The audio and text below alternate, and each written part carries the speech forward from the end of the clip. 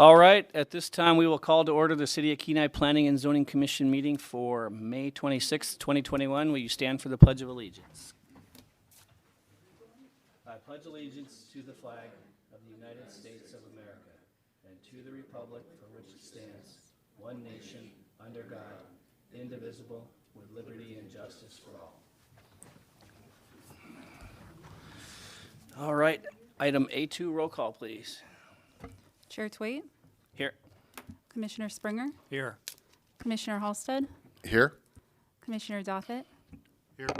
Vice Chair Fikes is absent, Commissioner Greenberg, Here. Commissioner Woodard is absent. You have a quorum. All right, item A3, agenda approval. Wishes of the commission. I move we approve the agenda as presented. Do I have a second? Second. Any objections? Seeing none, the agenda is approved. Item A4, consent agenda. I move we Commissioner approve Halstead. the consent agenda as presented. All right, Commissioner Greenberg. Second. All right, any objections? Seeing none, the consent agenda is approved. Takes us to number C, scheduled public comment.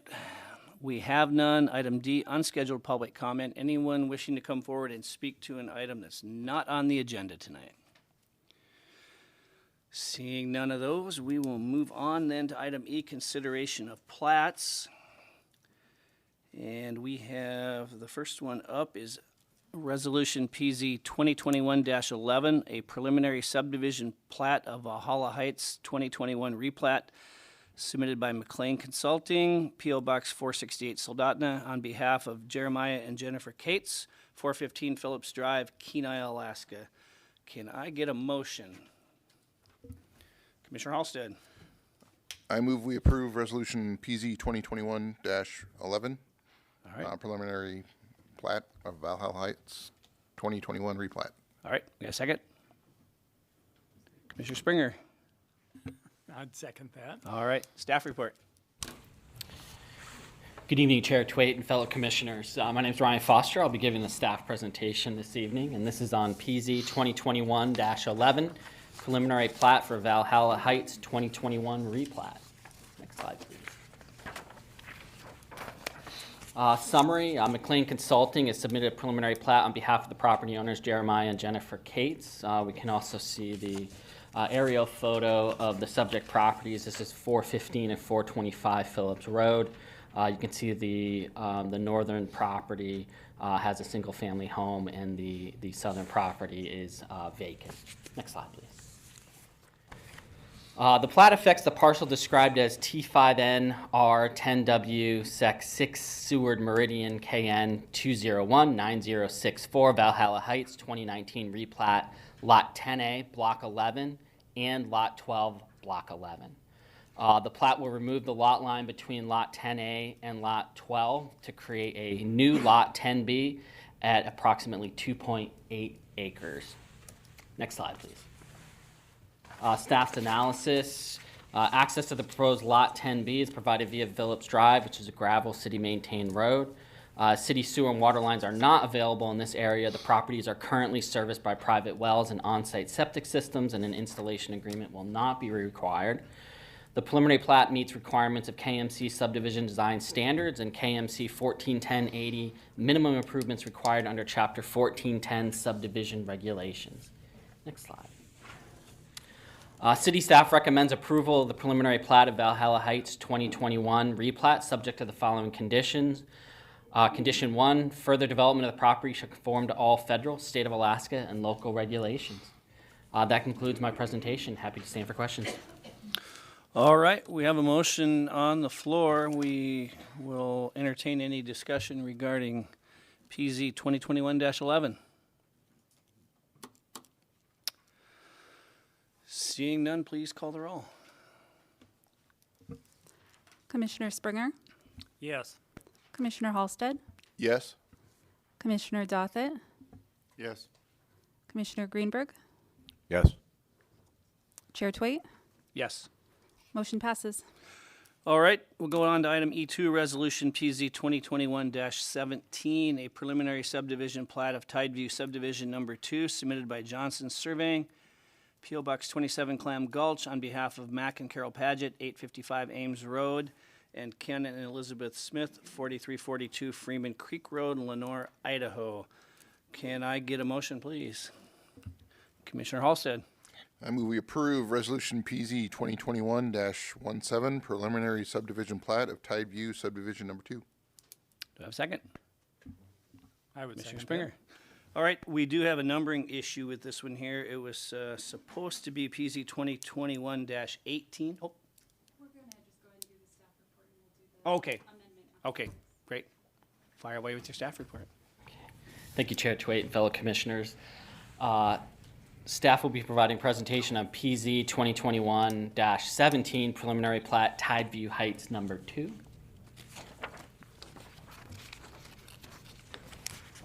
Johnson Surveying has submitted a preliminary plat on behalf of the property owners Mac and Carol Paget and Kenneth and Elizabeth Smith.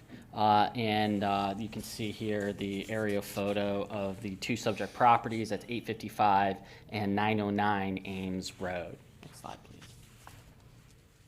The plat affects the parcel described as T5NR 11W Sec 1 and 2 Seward Meridian KN 0930085 Tideview Heights sublot 13A.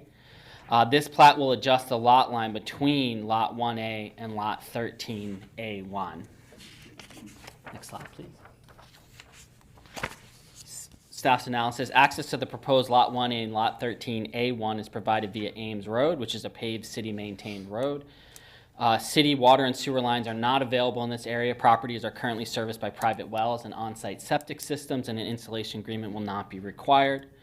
With the adjustment of this lot line, an existing 10 by 12-foot cabin on Lot 1A will need to be moved in order to meet the 15-foot side setback requirements per KMC 142420 development requirements table.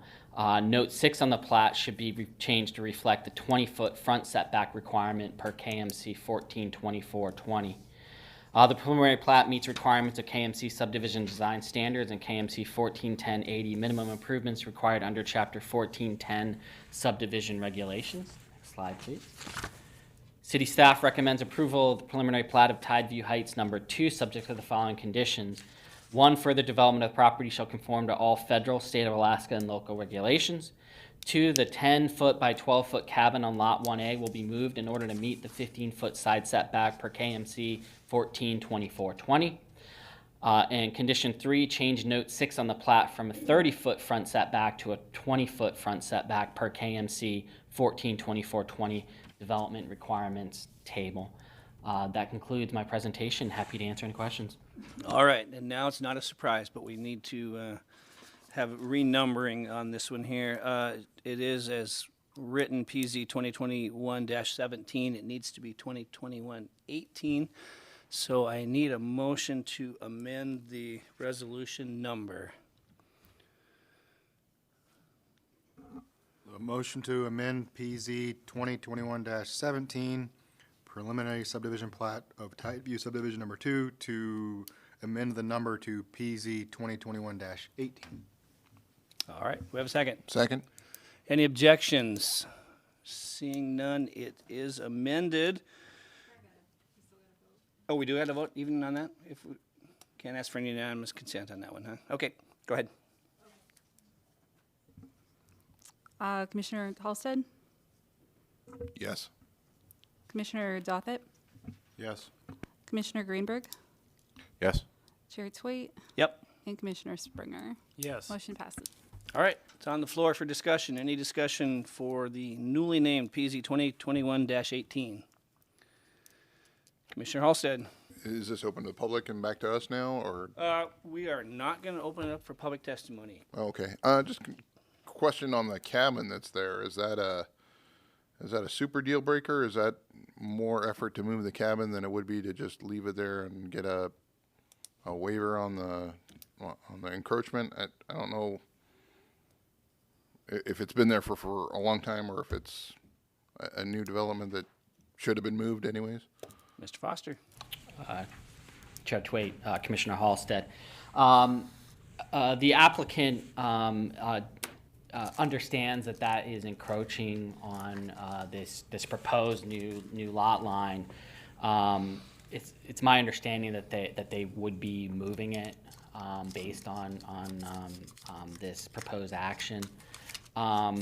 I would say that could be an alternative if for some reason the applicant was interested in submitting for a waiver. That could be another option for them, but it is my understanding that they intend to move that cabin. Thank you. Any other discussion? All right, please call the vote. Commissioner Greenberg, Yes. Chair Twait, Yep. Commissioner Springer, Yes. Commissioner Halsted, Yes. Commissioner Doffett. Yes. Motion passes.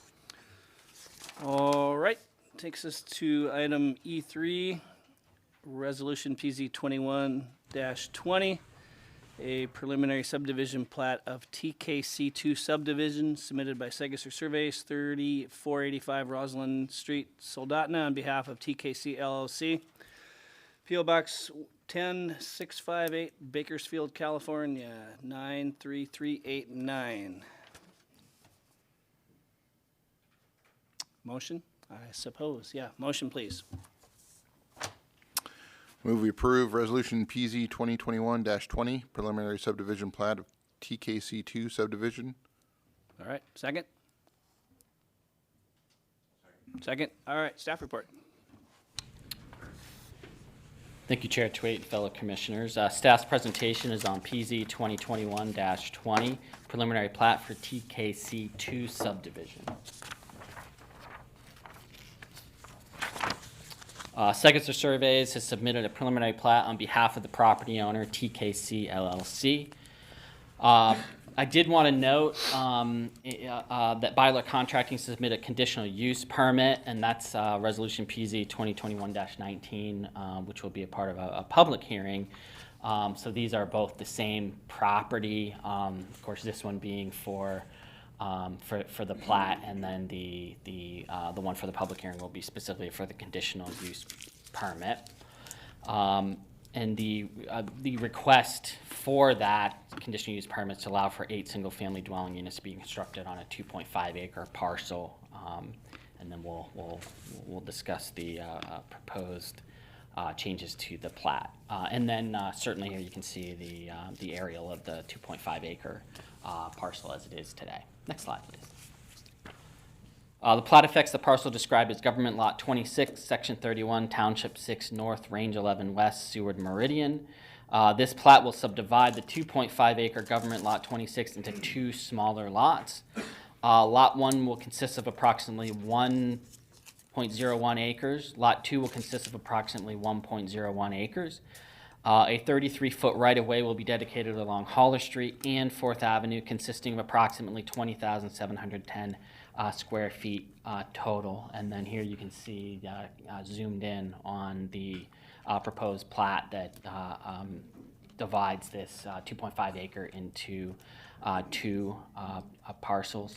Now, I did want to just note the government lot, as you can see here, the 33-foot right-of-way dedication. That has to do with the characteristics of a government lot. Actually goes out to the center line of the right-of-way, as opposed to the edge of the right-of-way, which we can find in other lots in the city. So I did want to note that's why there's a little difference between the 2.5 acres does include that 33-foot right-of-way as the lot exists today, but with this proposed plat, that 33-foot essentially finally gets dedicated, even though the road is there today currently. So it is in a sense a little bit of a cleanup that would reflect the reality of what we see with the right-of-way today. Next slide, please. Staff's analysis. Access to the proposed Lot 1 and 2 is provided via Holler Street, which is a paved city-maintained road. There are water and sewer lines located in the rights-of-way of Holler Street and 4th Avenue, and the 8 single-family dwellings will connect to those services.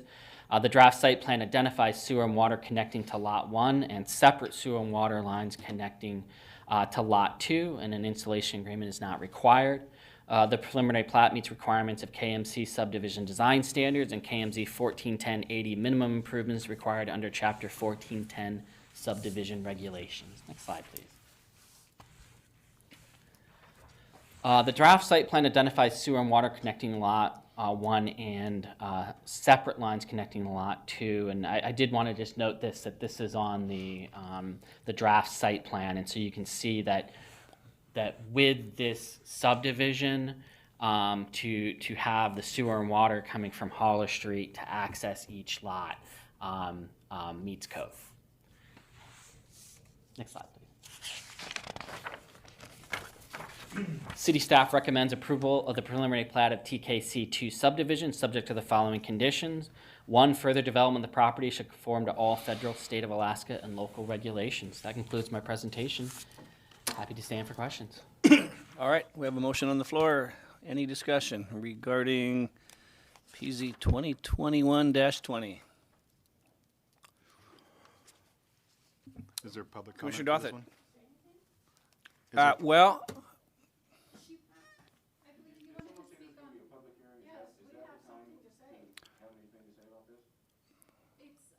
You guys want to speak on resolution 2021-19, that's the conditional use permit. that's the public hearing. We're not quite there yet. It will, yes, but we're on item E now, so that's when we get down to item F. That's when the public hearing will be, and that's when you guys will be allowed to come up. Okay, great. Commissioner Dothett, what was your question? That? Okay, yeah, all right. Any other discussion? Commissioner Greenberg? I just had a question. How does the sewer and water maintained, where does the city maintain the sewer and water to, and then how does it get maintained inside of each one of the lots? Is it shared ownership? Or is that like, how does that work? Do we know? I don't know. Just curious. Chair Chway, Commissioner Greenberg, let me, that's okay, that's okay. I'm referencing the slide 5 that shows the draft site plan, and it's actually kind of hard to see in the PowerPoint, but in the packet you can see that from Holler Street, that's where each parcel would be connecting for sewer and water. And so to meet city code, just each property needs to be connecting straight from Holler Street, which is identified here on their draft site plan. Again, it's a little bit of a moving target in the sense that the CUP is for a single 2.5 acre parcel. But with this plat, the applicant is stating that they're looking to be subdividing very shortly, and that the sewer and water connections would meet code with that subdivision. Thank you. Any other discussion? All right, seeing none, please call the roll. Chair Twait, Yes. Commissioner Springer, Yes. Commissioner Halsted, Yes. Commissioner Dothett, Yes. Commissioner Greenberg, Yes. motion passes. All right, takes us to item E4, Resolution PZ 2021-22, a preliminary subdivision plat of Kenai Landing Subdivision 2021 edition, submitted by Edge Survey and Designs, P.O. Box 208, Kasilof, on behalf of Kenai Landing, Inc., 4786 Homer Spit Road, Homer. Can I get a motion, please?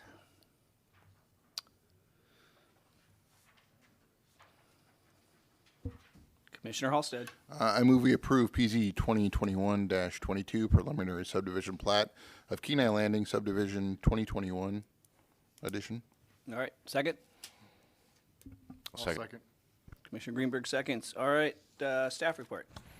Thank you, Chair Twait and fellow commissioners. Staff recommends postponing Resolution PZ 2021-22 to the next scheduled planning and zoning meeting, which would be June 9th, 2021. All right. That being said, can I get a motion to postpone till the first meeting in June on June 9th? Commissioner I Halsted. move we postpone PZ 2021-22 till June 9th Ninth. meeting. All right, we have a second? I'll second. All right. Please call the roll. Commissioner Springer, Yes. Commissioner Halsted, Yes. Commissioner Dothett, Yes. Commissioner Greenberg, Yes. and Chair Twait. Yes. Motion passes.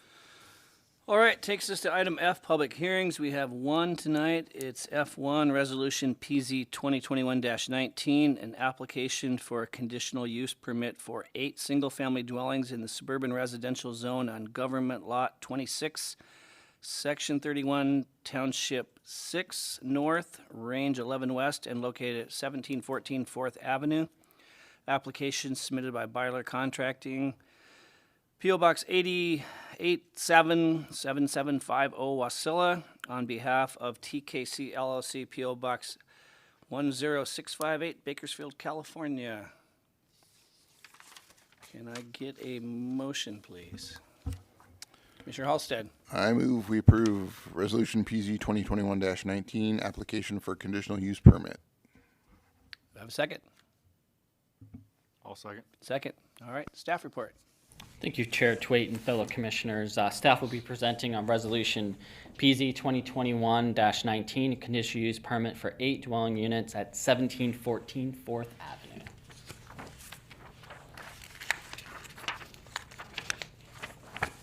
Brief summary, applicant is Byler Contracting. This is for 1714 4th Avenue, which is a approximately 2.5 acre parcel. The existing zoning is suburban residential. Currently, it is a vacant parcel, and the land use plan is also for suburban residential. And here you can also see the aerial photo showing the subject parcel. Next slide, please.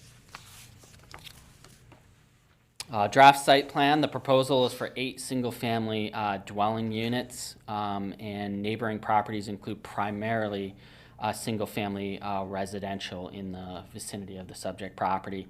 And then here you can see the layout of the 8 units and the driveway accessing all 8 units from Holler. Next slide, please. Staff's analysis. Pursuant to KMC 1420-150A, the intent of a conditional use permit is to allow some uses that may be compatible with the designated principal uses in specific zoning districts, provided certain conditions are met. KMC 1420-150D, conditional use permits review criteria, states 6 conditions that the Planning and Zoning Commission must deem to exist when establishing findings prior to issuing a conditional use permit. Next slide, please. And so here we're going to discuss those criteria. Criteria 1, the use is consistent with the purpose of this chapter and the purposes and intent of the zoning district. Staff's response is that the 8 proposed single-family units meet the intent of KMC 1420-150 and the intent of the suburban residential zone, given compliance with the staff recommended specific conditions set forth below. Suburban residential zone is intended to provide for medium-density residential development in areas which will be provided with common utility systems. The land use table provides that a 7 or more family dwelling is a conditional use. Therefore, a conditional use permit must be granted to construct the 8 single-family dwelling units in this zone. Traffic generated from 8 single-family units is not anticipated to bring heavy traffic into an existing neighborhood. The total square footage of the 8 buildings located on the property will be approximately 12,072 square feet. The maximum lot coverage allowed under Kenai Municipal Code 1424-20 is 32,670 square feet at a 30% maximum coverage. Therefore, the proposed development is well under the maximum lot coverage requirement. The draft site plan also meets the front 20-foot, side 15, and rear 20-foot yard setbacks. Conditional use permit for a suburban residential district with 7 or more family dwellings must also meet conditions cited in footnote 3 of KMC 142210 land use table as noted below. Under this footnote, I'd like to single out specifically the requirement of the 15-foot side setbacks. Now, suburban residential district has requirements for 5-foot side yard setbacks. Under this provision of the conditional use permit and footnote 3, it actually requires a 15-foot side setback, which is met with this application. Criteria 2, the value of the adjoining property and neighborhood will not be significantly impaired. The surrounding neighborhood consists of primarily single-family dwellings to the north, south, east, and west, and all are zoned suburban residential. Generally speaking, new residential construction of this nature tends to increase neighborhood property values and therefore should not significantly impair the adjoining property values. Criteria 3, the proposed use is in harmony with the comprehensive plan. Staff's response is that the land use plan in the city's comprehensive plan designates this property as suburban residential, which provides for single-family and multifamily residential uses that are urban or suburban in character. The suburban residential classification provides for areas that would typically be developed at a higher density than the low-density residential classification. The subject lot is larger than a typical suburban residential lot. The subject lot contains approximately 108,900 square feet, which is much larger than the required minimum lot size of 57,600 square feet required for 8 single-family dwelling units in the suburban residential district.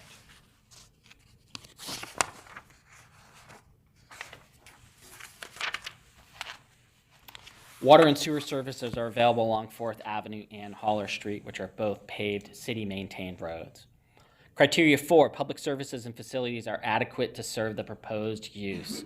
Staff's response is that the properties located along both 4th Avenue and Haller Street have access to city water, city sewer, natural gas, electricity, and telephone services. 4th Avenue and Haller Street are paved roads, which are maintained by the city of Kenai. Kenai Municipal Code 142250B8 requires that there are 2 parking spaces available for each unit for a total of 16 parking spaces. The attached application meets this requirement by providing a driveway for parking at least 2 vehicles per each dwelling unit. Criteria 5, the proposed use will not be harmful to the public safety, health, or welfare. Staff's response is that the use of 8 single-family dwelling units will not be harmful to the public safety, health, and welfare. Staff believes that public services are available to adequately serve this development. The applicant has provided the city with a draft site plan which indicates that there will be sufficient parking available for residents and guests. Access to the 8 units will be provided via a single driveway on Haller Street with a driveway for each dwelling unit branching from that main access driveway. Criteria 6, staff's response to conditions of approval as set forth below, which would be on the next slide, please.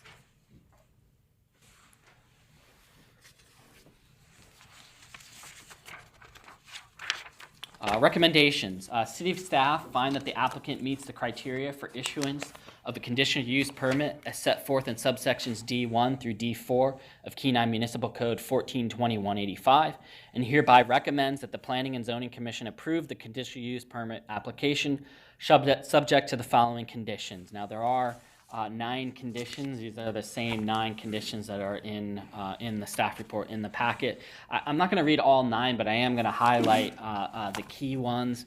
And that would be condition 2, prior to issuance of a building permit, a landscape site plan must be reviewed and approved by the planning director. Condition 3, prior to issuance of a building permit, conditions listed under footnote 3 of KMC 142210 land use table must be reviewed and approved by the planning director. In condition 4, prior to beginning construction of the project, a building permit must be issued by the building official for the city of Kenai. That concludes my presentation, and happy to stand for questions. All right, thank you. At this time, we'll open it up for public testimony. Anyone wishing to come forward and speak to PZ 2021-19, if you come forward, state your name and address for the record. Then the clock will start ticking for 3 minutes. And you see it there. When you get close to 3 minutes, try to wrap it up as best you can. Hi, my name's Wayne Jones. I live at 1805 4th Avenue. Lived there for a little over 20 years, just about 21 years. You guys have addressed a lot of concerns here pretty carefully. I'm sure you have to do that, cross all your T's and dot all your I's. But I just made some notes about things that I'm concerned with there, as far as this whole development happening in that neighborhood. Despite what's been said, I'm not convinced that it would have a positive effect on property value of single-family homes already in existence in the area. And I personally am not at all in favor of a California-based organization using a non-local contractor building here, since the only concern they could possibly have is for their profit, and any negative impact such a development would have is absolutely of no concern to them. Such influences do not support local autonomy and potentially affect the quality of life here negatively. One of the virtues of the area wherein this development is proposed is that it is not overcrowded and has areas of wooded space which support the quality of life there. This development would only erode that reality. 4th Avenue is already often a too frequently traveled road through a residential area, with many drivers simply using it as a shortcut and traveling way over the speed limit. This development would not only increase the already excessive traffic, it would increase the danger to existing residents of the neighborhood and their children and pets. And those are my concerns. All right. So clearly not as professionally stated or well-researched as we've heard here, but that's what I'm all about. All right, we'll see if any of the commissioners have any questions for you. It doesn't appear so, so thank you very much. All right, thank you. All right, anyone else wishing to come forward? There we go, Mr. Braun. Name is Fred Braun, 31487 Earl Drive. Happens to be Daniels Lake, North Kenai, but I've spent my whole life doing business and owning and operating different businesses here in the city limits. I also own a number of vacant parcels, which someday I will develop. Speaking in favor of this development, I'm sure all of you are aware of the other 8 homes that are under construction right now on the corner of 2nd and McKinley. Same developer, same owner. He is an Alaska resident, by the way. He has been. His family and he both travel back and forth, but he is definitely an Alaskan resident. Byler Contracting, I sold 2 lots to Byler in 2007 here in Kenai, and those were the first 2 homes that I'm aware of that Byler has built in the city limits. Byler has also built dozens of others in the area. Speaking also regarding the 8 units, there's a severe shortage of rentals, has been for the last year and a half. Right now, there's absolutely nothing available for rent. I see this as a positive partial cure for that, along with the other 8 that are currently under construction.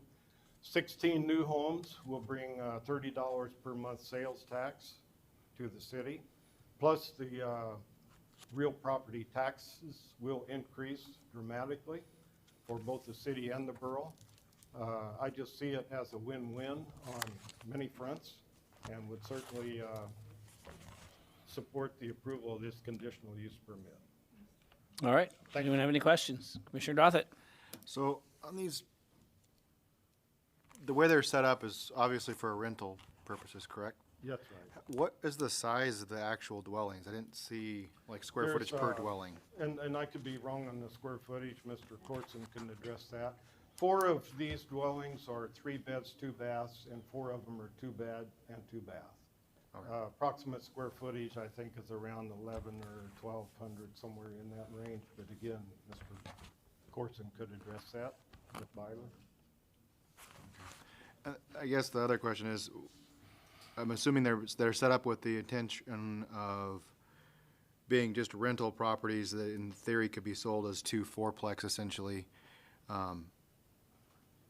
And they're all essentially going to be on a quarter-acre lot. Is that what I'm assuming? Just roughly, if they're They're- divided up into they're 2 acres. Larger than a third of an acre, actually about 13,000. Yeah. So each individual house, the surrounding area is all about quarter-acre lots, probably city lots. are. Oh, yeah. So it's going to be similar square footage of lot space to approximate land mass as most other residences. The way this is set up on a replat, if that is approved by, of course, the borough and the city both, at some point, if the developer ever chose to sell these, it would be hard to sell all 8 to one owner or to one buyer.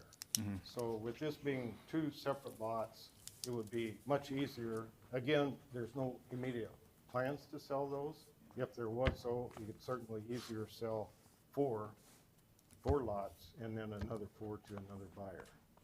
So that's the way they're set up. Very, very nicely. The same gentleman, by the way, owns the commercial building next to McDonald's here in Kenai, several buildings in Soldotna, all very nicely landscaped with in-ground watering systems, brush, trees. He does it very, very, very nicely done. Any other questions? All right, thank you. Next person. Hi there. My name is Star McLeod. I live at 405 Heller for over 30 years. And I completely agree with Mr. Jones. I'm against this. We have the property you're talking about as a beautiful piece of property, and we have many moose and birds, and wildlife in there. And to have if this does go in, and if it's on Howler Street, the driveways, you guys ought to go over there and just take a look at it and see what it's gonna be like. And would any of you want this across the street from your house? It's gonna bring the value of our homes down. But please, go by and look at it and see what you think. Okay? Thank you. Anyone have any questions before she sets all the way down? Add one small thing to that. You know what, we're gonna make sure everybody else has a chance here first. I guess I just had one Yeah. quick question. No, not you. Ma'am, can you come back up? There's a question. Oh. Yeah. Sorry. Commissioner Goffin over here has a question. So you brought up the driveway issue. What is your concern on the driveways? Well, if you would go over there, you would see that road really isn't that wide. And when you're talking about putting in driveways, I don't know, one big driveway, or how many driveways? I don't know, one driveway, right? That is correct. Looks like one access port. It's gonna change a lot of things. It really is. Okay. Okay. I was just curious what your concern was with the driveways. Well, that's it. Ma'am, may I get your name one more time for the record? Star McLeod. Star McLeod. McCloud. Thank you very much.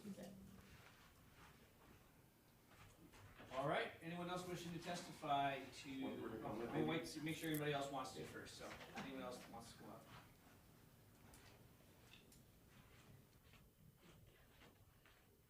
Hi, I'm Sharon Shin. I live on 403 Howler.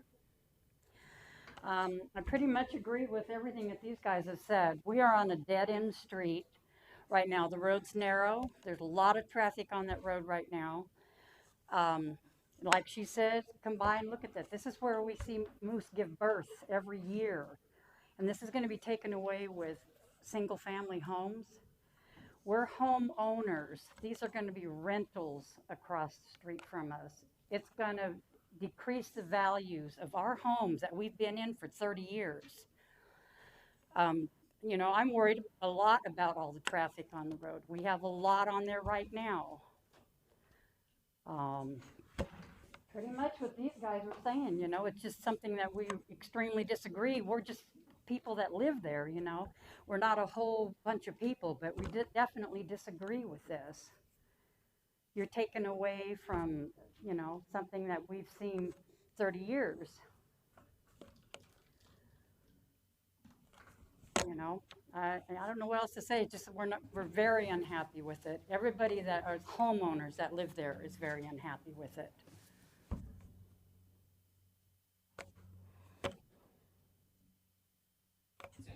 That's it. I don't know. I got a real quick question. Oh, I'm sorry. How many duplexes are on that lot, Howler? Are there 3 or 4 on that road already? There is townhouses Townhouses. across the street that are down further. We've got the empty lot directly across from our home. Okay. But there's, I think, I think there's 3 or 4 on that same 3 side. or 4 that are townhouses that are further down at the very end. Okay. But this is a dead-end street, too. Mm-hmm. you I'm know. familiar with the street. Thank you. Thank you. All right, make sure no one else has a question first. Okay. All right. I'm gonna wait, see if Mr. Corson needs to come up for anything. Are you gonna testify before I let this gentleman come back up and add a note or two? Well, yeah. Yeah. All Name right. and address for the record, please. Bob Corson, live off Merwood on K Beach. One of the things I'd like to say about Byler, I mean, I've worked for him for 13 years. We moved here in 1970, made in Soldotna, and it's not really a out of town construction. It's a company that builds all over the state. We build all over Kodiak. We're building a off the road system of a lot. So it's not really a single point that just moved down out of state just to come here and do this. Most of the places that you can look around the Soldotna area are really clean. The renters that rent these are extremely clean. They're a lot of them work for the police department. Some of them, the yards are clean. It's a very, very clean situation on it. The sizes of them, I think around 1150 to 12, a little under 12. They're about the same size. The 2-bedroom, 2 baths are becoming real popular because a lot of renters have roommates. It's pretty popular for that. And then you have the families of 3-bedroom, 2 baths. So that's about all I got. All right, bet you somebody will have a question. Commissioner Greenberg. Is Byler going to be renting these? Byler's the owner No, we're building them for some. for the Ken Dunbar, the owner. Okay. Yeah, we're just building them, and he's going to be the one landscaping, Okay. paving the streets and stuff. And I did notice there was a kind of a buffer of trees. Are you guys going to leave like full coverage of the trees around the outside? So We'll it's. be planting them. Oh, you're going to be planting them. You have an option for the city. You can do trees or a fence, and the fence is a lot more maintenance than the trees. Would that do a So pretty we'll- good job of hiding everything? You know, big kind of reserve. You know, Right. private, making it more private. So. That, It just gives it a natural break instead of a wood bench or something. all right, thank you. Anyone else? Yes. Commissioner Springer. Just out of curiosity, is it a time frame reason why you're applying for this now? Because, once it's subdivided that we just approved, you wouldn't have to get a conditional use permit to build those. We understand that too, so it's not really, I didn't want to bring that up too much, but yeah, it could be done here as soon as the borough approved it. It is getting it started. Okay. We're trying to get it started. They're taking some time getting it done, so there's no winter. We still might be in the late year. It just depends. Okay, well, that's what I assumed, but I thought I'd ask you. Yes. Thanks. Any other questions? So I got just one, maybe just to give a visual reference. So the one on McKinley and Second, is it similar? Is it going to look similar? Correct. I mean, we're going to put our eyes on it. It's Similar, roughly like they're that all- as they're far all as the gonna face size of the buildings, with one proximity road. and We things have like two that. di- two different entries into Yeah, that one. right. This will have one. Okay. Okay. All right. Any other questions? If not, thank you very much. All right, I'll let you come back up for a final little recap here. Name and address for the record again, please. Appreciate what everybody's had to say. Mr. Brown seems to think that there's quite a lack of rentals, and there may be currently unavailable rentals. That may be the situation now, but if you look this neighborhood over, you're going to see that in all likelihood, the rentals that are present in that general neighborhood at least are the same number as the single-family residences that are there, quite possibly considerably more. So, and I also heard referred to this whole thing as medium density. And if any of you guys have driven by the spot there at 2nd and McKinley and taken a look, that is absolutely the last phrase or description that's going to come into your mind when you look at this. And there, Mr. Corson's talking about how they're going to hide all of this with vegetation due to planting and so on and so forth. Well, it's going to take you quite a while for any vegetation you plant there to really do any significant hiding of the subdivision. But if you look at the subdivision at 2nd and McKinley, absolutely every last bit of the vegetation that was in that area pretty much was just absolutely just ripped up and destroyed. So you now have this bare naked place with all these tiny little houses just jam-packed together in this really not a very large area here. So medium density, I would say it is absolutely not. And I personally don't believe that there's any need for more rentals to be placed in our neighborhood. We have quite too many as far as I'm concerned at this point, you know. So that's, and All again, right. I'm not really convinced that that's going to have a positive impact on my home value or the value of other single-family dwellings in the area. All right. Anyone, no follow-ups with him? We're good? All right. Yep, I'll let you have one more shot too. I gotta be fair, I suppose. I think in all fairness, Gotta get like, name and address again for the Fred record, Braun, please. Earl Drive, Daniels Lake. In all fairness, I think it's important to note the type of tenants that this gentleman is after. His application for a rental is 7 pages long. There is not a single pet allowed, no dogs, no cats. The applicants so far have been like traveling nurses. They're professional people. These are nice units, very nice units. So that's the main thing I wanted it will not be a low-income project by any means. Other than that, any other questions? Be happy. All right. Nope, we're done. So, all right, thank you. Nope, nope. We're gonna have to shut it off because we'll go back and forth and we. Nope. This is where this all gets decided, or is that? Well, we'll go through this and then I'll explain some stuff at the end. So,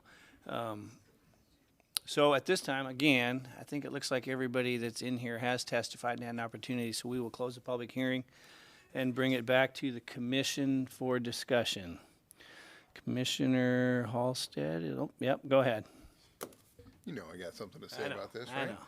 know. So the question for planning director, the other location that this is building sounds very similar to the one that's being proposed here. Has there been any issues with that other location that would cause give warrant to concern for this location? As far as the conditional use permit or issues in building or construction or anything like that? Commissioner or Mr. Foster. Chair Twait, Commissioner Halstead, I have not received any, reports or complaints regarding that project. I would say it's at this point it's with Public Works, with the building department at this time, which just usually means I have less sort of input or communication at that stage because it's at the building permit Public Works level. Thank you. Any other discussion? Commissioner Springer. Mainly, I just have a comment. I'm going to be voting in favor of this primarily because once the plat is approved, there would be no need to have a conditional use permit for this. So they would just be able to get a building permit for 2 fourplexes. So that's why I'd be voting in favor of it. All right, Commissioner Greenberg. Yes, I had a question for Mr. Foster. It looks like they're voluntarily putting in the visual screen of the trees. Is that voluntary, or is there some requirement to have that visual screen somewhere? Mr. Foster. Chair Twait and Commissioner Greenberg. Yes, as noted in condition. Let me find it here. Condition 2, prior to issuance of a building permit, a landscape site plan must be reviewed and approved by the planning director. So that is a requirement for a landscape plan to be submitted. And so yes, that would be one component of the landscape plan would be either plantings for a buffer between neighboring properties, or the option of having a fence as well. There are other requirements for, the landscape plan. That's, everything from, paving being required for the driveways, identifying where, snow removal will be, trash or dumpsters, things along those lines. So that is a requirement in code, and that's specifically for multi-dwelling properties. The visual screen is required then. That is correct, yes. Yeah. Thank you. I just have, I guess it's more of a comment, just like Commissioner Springer. As far as the medium, I will be voting in favor of this. There's really no difference in my mind on this for density wise, because the size of the lot, another contractor could come in, put in 8 individual lots of quarter-acre lots, which is a city code, which is what most of these residences are built in, and build the exact same amount of residences that are already there. These are not inadequately sized residences. They're average sized residences, what I see similar in that neighborhood, in that area. Unfortunately, we know as far as losing the trees, we do live in a growing community, and we're going to be starting losing more and more of that green space. It's just going to be the natural causes of a growing community. As far as the driveway concerns, it is the city street does meet city code, and it's only one. It could be up to 3 or 4 on that same driveway. So I think as far as worried about one driveway versus it could be 3 or 4 if somebody were to divide it, that would be another thing that I can think of. And it meets the similar characteristics with multiple duplexes or townhouses, already rental properties on that street, so it goes with that same, kind of like we had in the last meeting with the Angler Drive. I think it all kind of would go with that same general area. That's my thoughts on the thing. All right, thank you. Any other comments?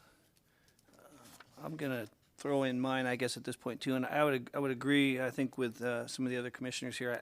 It meets the criteria, and it is one of those things that you hear the public and you hear their concerns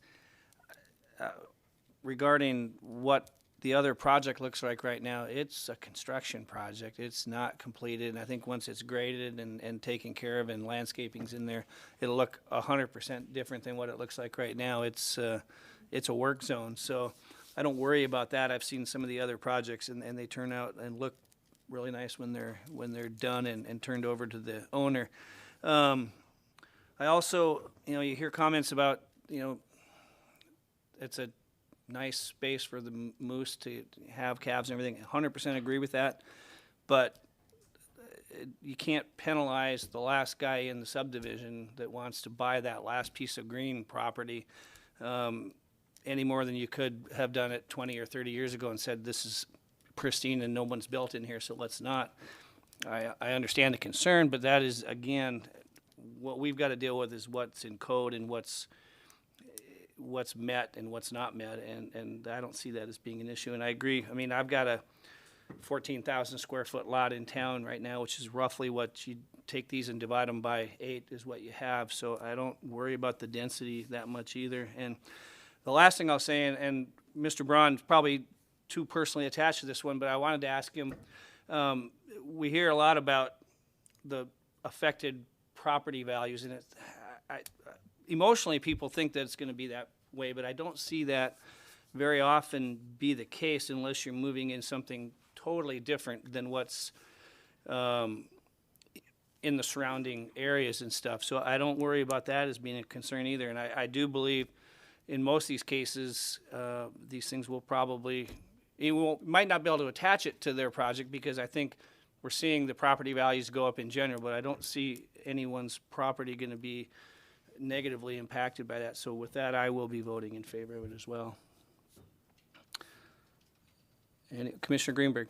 Yeah, I just want to follow up that I agree with the rest of the commissioners. I think that although it probably would be nice as green space, it's a private ownership, and we really can't mandate that not change. And having the visual screen is a good buffer to maintain that visual integrity for the neighborhood, and I will be voting in favor of this.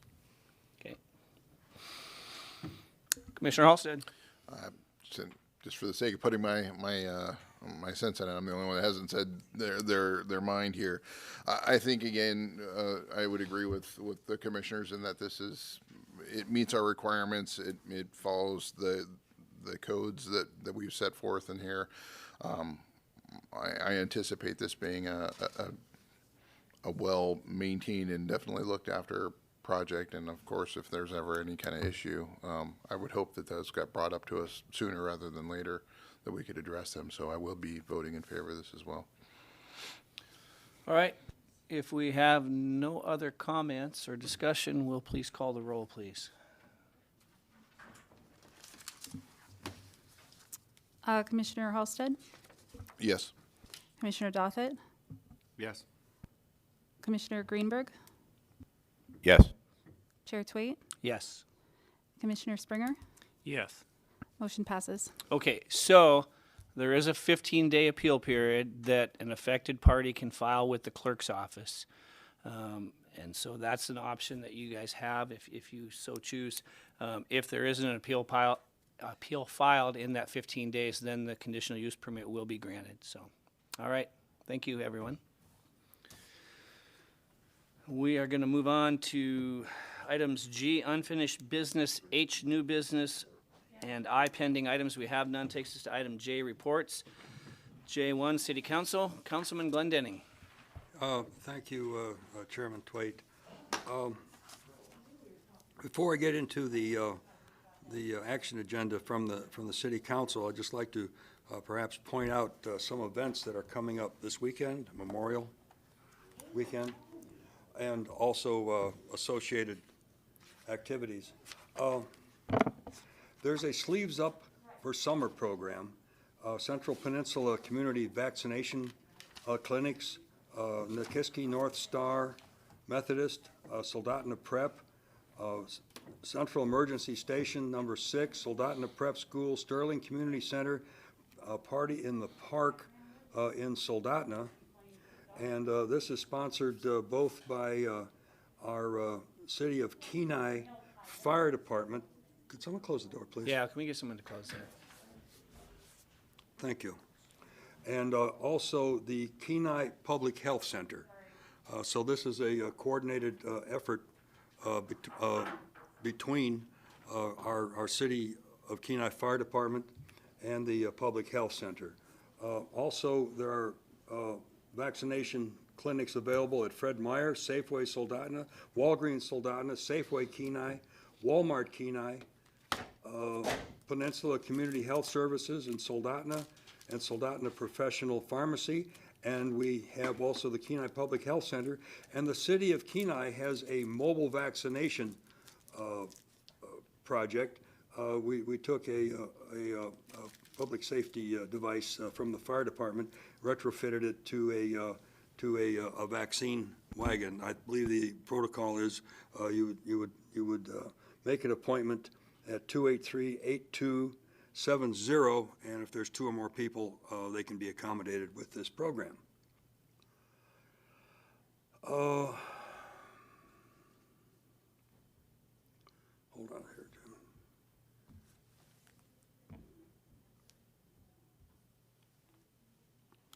Jim. Madam Clerk, my iPad came up and it said mine shaft, which means that I fat-fingered something. So if you could follow with me. We have, see, on Friday, we have over at where the Freedom Clinic is, there by the gun range. There's going to be a, oh, well, thank you. Oh, yeah, no, I was working off the Chamber of Commerce page. Oh. Yeah, but thank you. So I'll use my old brain here. There's going to be, from 1 o'clock to 2 o'clock on Friday, there's going to be a plaque, 2 plaques presented for veterans and public safety. The public is invited. There will be civic guests of honor, as well as anybody from the public is invited to be there from 1 o'clock to 2 o'clock, and there'll be food, et cetera. Then we have our kite event. And this is it Saturday, Megan?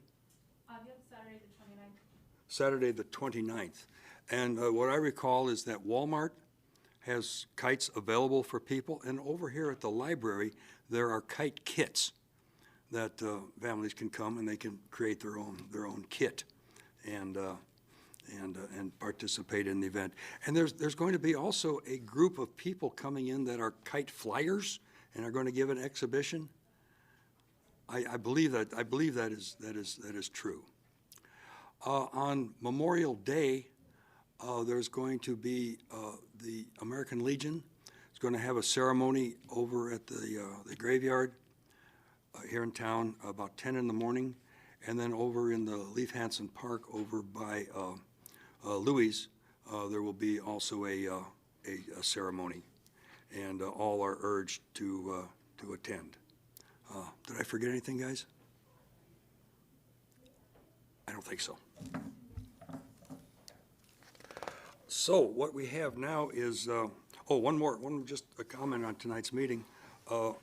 As someone who's, been through this and kind of is a gadfly spectator of this, I appreciated everybody's comments outlining their thought process on why they voted. Okay, it's quasi findings, and what that does is that helps the record. Okay, that everybody has something to say. So if there is an appeal or whatnot, the thoughts of the commissioners are recorded, and that's a very positive thing. And thank you for doing that. On May the 19th, we had a city council meeting. We acted unanimously as amended the municipal code sections for classification plans, pay and adoption, compensation structure, employee classification, hourly rates, to remove the appended salary schedule and classification plan from the Code of Ordinances to allow for adoption of the salary schedule and classification plan before July 1st of each year through an ordinance adopting the budget for the following fiscal year or by resolution. What this will do is it will smooth out the process, so we're not up against hard time constraints. We're going to be just a little bit early this year and be flexible and allow for a more cogent approach. We enacted unanimously as amended a annual budget and salary schedule and the employee classification plan for fiscal year July 2021 through June 2022, and committing $4,898,000 of general fund balance for future capital improvements. This is significant.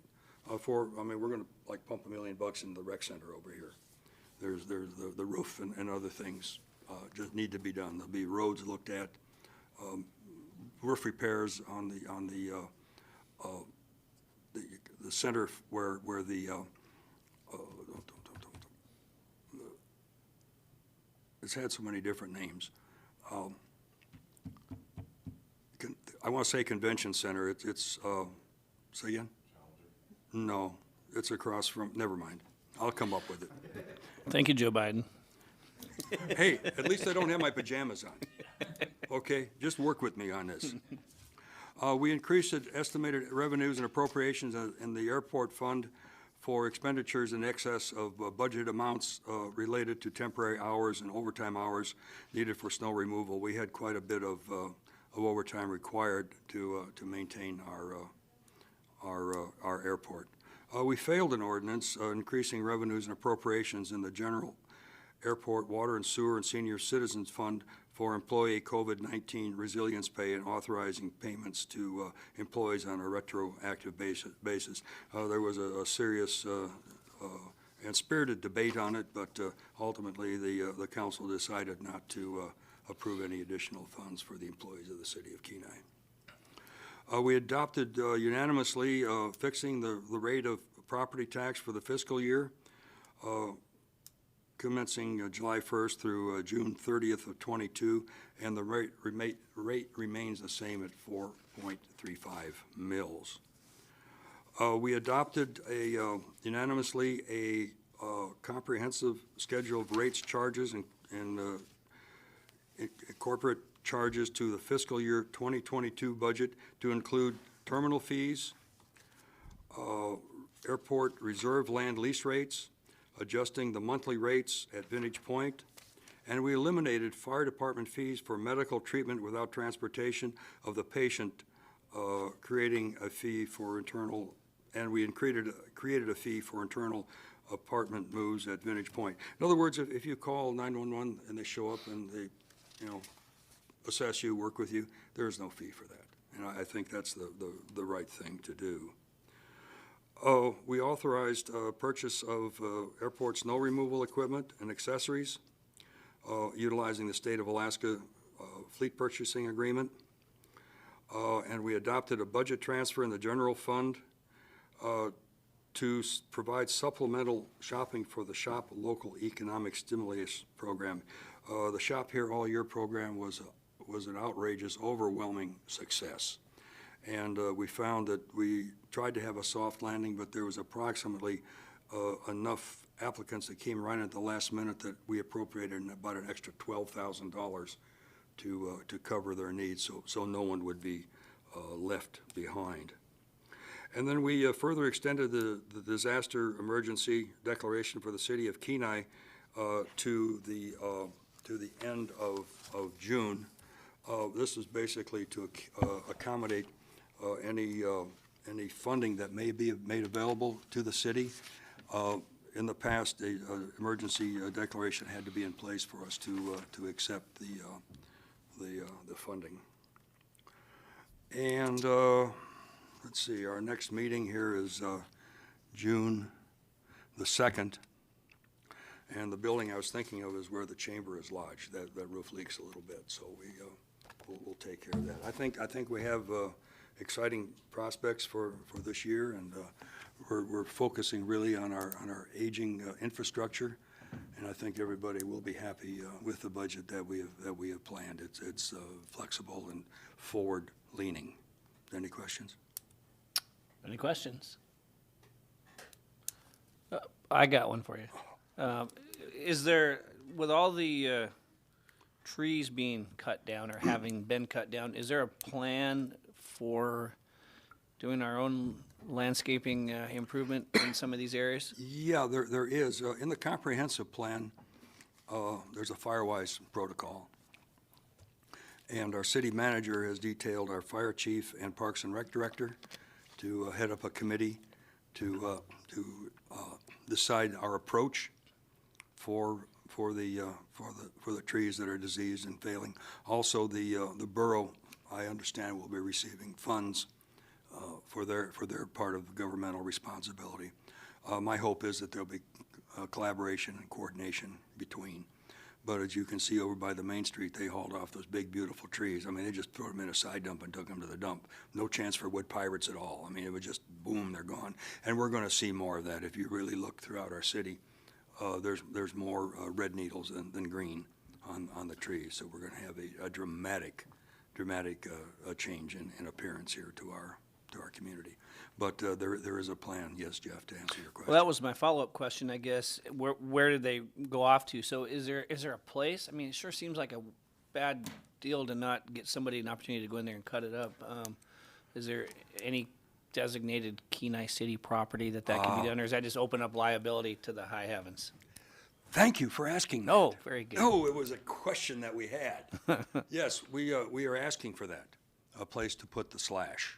Okay, I myself, my neighbor and I, we cleared out our backyards, and we had to truck the stuff to Soldotna. Okay, there was nothing available for us here. And what I do see, the people that are now being proactive and, taking their stuff down, they're trucking it to the landfill or to Soldotna, or it's just appearing mysteriously on the roadside or, little wooded areas or whatever. So we're going to have to step up. We're going to have to get our arms around it and decide something where at least people can, in my estimation, I'm only one of 7, can take their slash and place it safely. So the beetle can be contained. If we leave the logs and stuff laying around, that's just a vegetable plate for them, and the pandemic will continue. Follow up on that. Commissioner Greenberg. Yeah, there used to be a Firewise site right next to the dump, right next to the transfer station. I don't know, that's a borough lot or something, but that's where all that slash went. In Kenai here? Yeah. Yeah, there was a I was Firewise site told there. by the city manager that it's, right now it's closed. They're just using it for the city stuff, and we're trying to get them to open that up a little bit, maybe. That's hopes and wishes and dreams, but thank you for your support, and your testimony will be added to the comments at the next city council meeting. All right. Yeah, and I can attest to people just finding random, what they believe to be abandoned lots and dumping lots of dead trees on them. Recently purchased a lot, and in the time that I've purchased this spring, I've had multiple truckloads of branches magically show up on my property, right in town. Yeah, we, as just as a governmental responsibility, we need to try and manage this thing before we just have random piles of slash everywhere. Thank you. All right. Quick thing I was gonna ask, with the whole, we're cutting all the beetle kill down, has there been any talk of possibility like a subsidized program or something that we might be able to help people purchase trees to replace the dead trees?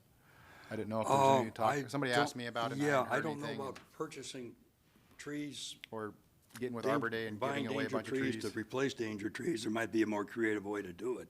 But what I've been approached by is there's a lot of people that, just, they're making it, but they don't have a lot of extra cash flow for $300 or $400 a tree to come down, and there's been a request, and the city manager is aware of it, that maybe, a collaborative effort or some assistance could be given to those individuals that might need a little help with it. And thank you for bringing up the subject. Commissioner Halstead. Question hasn't been brought up in a while, and I was just wondering if you had any insight on it, was the bowling alley. Was there any updates on that? No, other than that it is for sale, and we'll have we don't have a building inspector right now to go after the facade and all of that, so we're being, that's something that we need to look at, the condition of the building, and try and make it a little more presentable and or safe. So, yeah, my concern would be that they did start a renovation process in tearing apart the inside before they reached a level that they couldn't Right, and that's where, sustain, and then now the outside is having issues. Is there a point where the building would be better and served? your point's noted, and it will be part of the council meeting. Thank you, sir. Any other questions? Could possibly sell like Nanana Ice Classic tickets to when that facade in the front falls down or something, maybe. You're saying Revenue enhancement. This as a private citizen, right? Yes. Okay, well then, I guess we're gonna move along, and since Oh, wait, did I say the next meeting's the 2nd of June? you did. All right, since Vice Chair Fikes is not here, we'll move past J2 and go to J3, City Administration. Mr. Foster. Thank you, Chair Twait. Just a couple items. One, I passed out the brochure for the available lease lands. So anybody who's interested in thumbing through there and just seeing what our current kind of status is on availability for lease at the airport. Our next meeting is June 9th. We do have 2 special use permits that we'll be bringing for recommendation to the commission. And we currently also have 2 plats, one of those being the plat that was postponed from this evening. So that's currently what we have in the pipeline for June 9th, and that's everything I have. Any questions for Mr. Foster? Councilman Glendenning. Yeah, we had talked about a training program for new individuals, and then maybe a refresher for the group of us, to include me. Do you have that in your view, or are we still getting organized for the summer? Chair Twait, yes, Councilor Glenn Dunning, yes, it is still, it's still on my to-do list. I would say that I'd be looking to bring it up once our number of items that we have for the commission maybe goes down just a little bit. I think we might be, just for example, we have 25 plats and conditional use permits in the pipeline currently right now today. Last year, the commission did a total of 35. So I think we've just been at a high tempo for springtime. Folks looking to get their plats done, their conditional use permits for the projects for construction season. But it's still on my schedule. And would like to do training as soon as we can, as well as just knowing that we'll want a chunk of time at a meeting where we can spend like an hour and a half, something like that, where we can go through a training. I'd look to give a presentation, but I also think it's really important to have a conversation and have a discussion and ask questions and have a back and forth there. So yes, very much still on my work plan. Just trying to get through the volume of cases we keep getting every week. But yeah, definitely. Well, that's good to hear, because this group, once it gets going, they have good questions, and if we just prod a little bit, we can actually have findings. That's so important to our process is findings for our decisions. And thank you, Mr. Foster. All right. I guess we will move on now to additional public comment. Anyone wishing to come forward? Don't see any. We have no informational items. Next meeting is June 9th. Commissioners' comments and questions. Commissioner Greenberg. I don't have anything, thank you. All right. Commissioner Dothett. Nothing. I will be here the next meeting, but the following one, the end of June, I won't make that one. I'll be out of town. Duly noted. Commissioner Halsted. Yeah, just thank you everyone for your words here. And this lease lands brochure, was this something you created, Mr. Foster? Chair Twait, Commissioner Halsted. That's something we provide support with the airport. It's very well presented, and it was very nicely done. So thank you. Good job on whoever did that. You should definitely take credit for it. Yeah, the airport does a lot of the graphics and layout. I believe we just provide a lot of information and data for it. So yes, you did do it by yourself. That's what I mean. Very humble. It's a team effort. Commissioner Springer. I don't have anything additional. I do not either. So with that being said, all the business complete. The meeting is adjourned.